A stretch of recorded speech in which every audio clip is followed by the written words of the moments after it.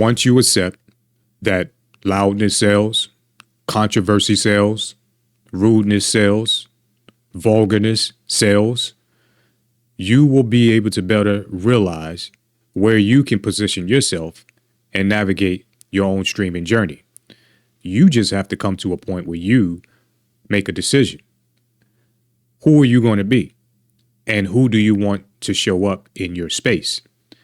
Because there are streamers that are willing to do any and everything, including getting banned, in order to reach their goals. So at the end of the day, you have to ask yourself, what is it that the viewer wants from you? And that will separate you from them. Most streamers think people enter lives or their room looking for entertainment. That's not necessarily true.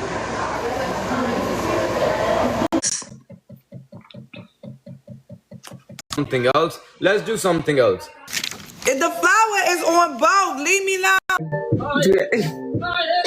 People enter your room in your space because they're trying to escape, solve, feel.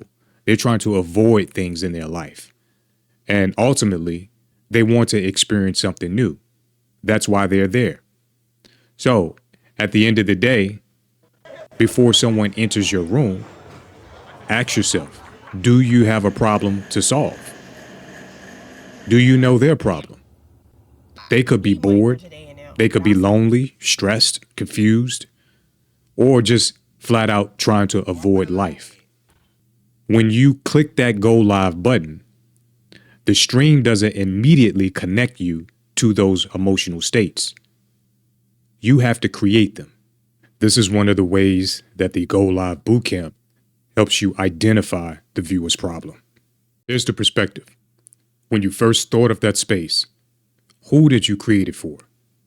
That's the question you need to ask.